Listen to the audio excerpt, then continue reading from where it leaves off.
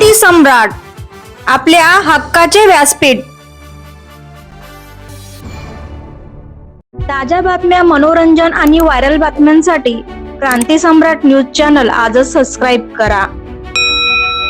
माझं नाव प्रशांत सुरेश नरसाळे। प्रभाग क्रमांक 19 क गटातना गट क्रमांक सर्वसाधारण क गट उद्धव बाळासाहेब ठाकरे गटाकडनं मी उभा आहे, पक्षातनं उभा आहे। सर्वप्रथम प्रभागामध्ये आमच्या रस्त्याचं मेन काम आहे आणि सर्वात पहिलं म्हणजे पनवेलमध्ये पाण्याचा प्रश्न पहिला आहे, तो पहिला सोडवण्याचा प्रयत्न करणार आहे। त्यानंतर स्मशानभूमीचा प्रश्न आमच्या पनवेलमध्ये आहे, तो एक प्रश्न आहे। आणि दुसरा प्रश्न म्हणजे जे काही रुग्णालय आता जे उपजिल्हा रुग्णालय आहे, एवढं खराब आणि एवढं हे आहे की तिथे कुठल्याच सुखसुविधा नाही आहेत, डॉक्टर अवेलेबल नाही आहेत, काहीच नाही। तर तिकडे पहिले लक्ष घालणार आहे। तसाच रेल्वे स्टेशनचा जो प्रश्न आहे, तिथे जागा रिक्षा आणि ह्या सगळ्या गोष्टीमध्ये एवढा सगळा पॅक करून टाकलाय, तो एक प्रश्न महत्वाचा आहे।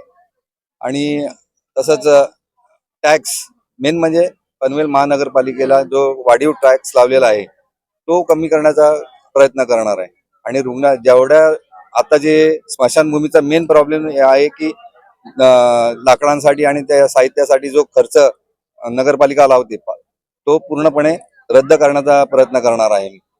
आणि तसंच टॅक्सचा जो प्रश्न आहे की टॅक्स वाढीव टॅक्स जो लावलेला आहे गव्हर्नमेंट महानगरपालिकेने, त्याच्यावरती मी काम करणार आहे। मी त्यावरती बऱ्याच वेळा तिथे गेलो होतो। इव्हन तुम्हाला आज सांगतो की ती जी लिफ्ट आहे, जी म्हणजे पेशंटसाठी नेण्या आणण्याची, तिलाही गंज लागलाय। म्हणजे एखादं पेशंट आपण म्हणतो हायजेनिक आहे, तर ती पूर्णपणे खराब झालेली आहे। म्हणजे एखादा पेशंट तिथे नेला तर त्याला तो त्याच लिफ्टचे याच्याने आणखीन आजार होईल, अशी परिस्थिती तिथली आहे। आणि डॉक्टर अवेलेबल नाही आहेत आणि औषधही आणि वेळेवर मिळत नाहीत।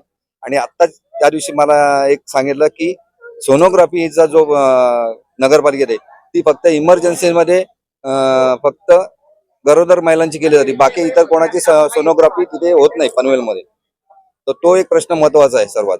आणि जेणेकरून पूर्णपणे मोफत उपचार नागरिकांना मिळतील याची मी तसदी घेणार आहे।